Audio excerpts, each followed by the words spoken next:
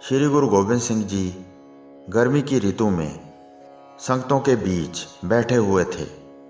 महाराज जी का हजूरिया सेवक, जिसका नाम भाई जालम सिंह था, गुरु जी ने उसको आवाज़ दी कि जालम सिंह, पानी लेके आओ, प्यास लगी है।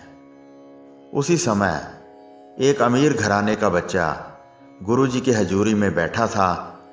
उसने सोचा कि गुरु जी को पानी मैं ही पिला देता हूँ, ये कौन सी बहुत बड़ी सेवा है। सतगुरु जी ने पानी मांगा है, मैं लेकर आता हूँ।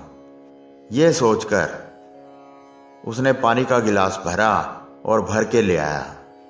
आकर गुरु जी के चरणों में बेनती की कि गुरु जी, मैं आपके लिए पानी लेकर आया हूँ।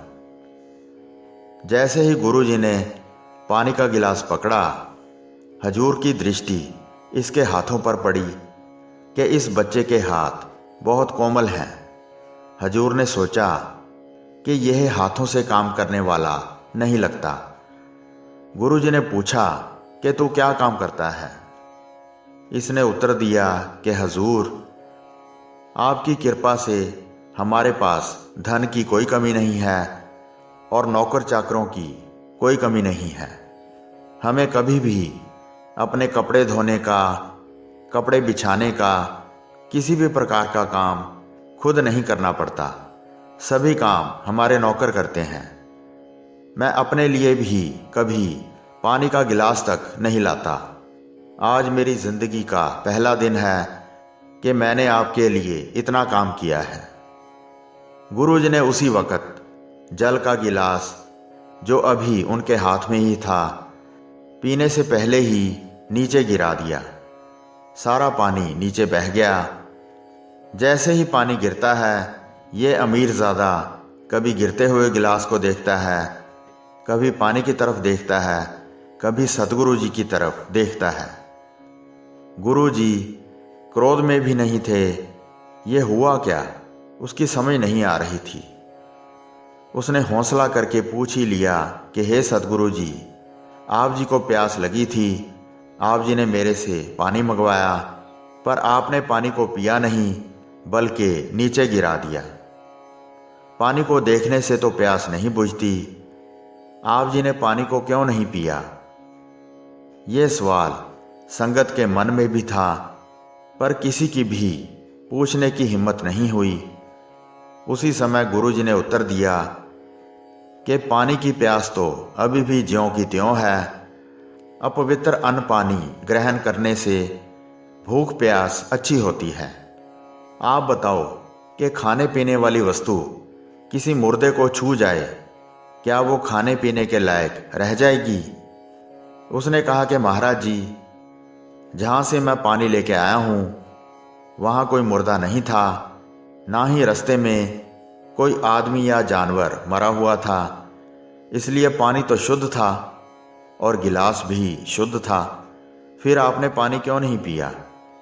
महाराज जी ने कहा कि पानी भी शुद्ध था और गिलास भी शुद्ध था, पर लेकर आने वाले का हाथ शुद्ध नहीं था। कहने लगे कि बच्चे, गुरबानी में तेरे जैसे कुलीन अमीर लोगों को मृतक करार दिया गया है। तुम चलती फिरती लाश हो। गुरु की दृष्टि में तू मरा हुआ है। तुम्हारे हाथ सेवा से वंचित हैं, जैसा कि श्लोक, अत सुंदर कुलीन चतुर मुख ज्ञानी तनवंत, मृतक कहिए नानका जेह प्रीत नहीं भगवंत। फिर उसने बेनती की कि मुझे अब जीवन दान बख्शो, मुझ पे कृपा करो। तो सतगुरु जी ने कहा कि पहले खंडे बाटे का अमृत छको, फिर साध संगत के जूठे बर्तन मांजो, लंगर के लिए जल की सेवा करो, संगत को पंखा करो, संगत के बैठने के लिए दरियां बिछाओ, लंगर पकाओ और बैठकर अपनी रसना से सिमरन करो। फिर अपवित्र से पवित्र हो जाओगे और जन्म सफला हो जाएगा।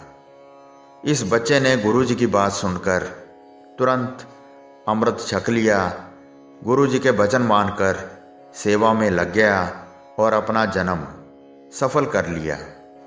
इस प्रकार संत टहल की बेला, ये मनुष्य का जन्म गुरसिख संगतों की सेवा करने का समय है। वाहिगुरु जी का खालसा, वाहिगुरु जी की फतेह।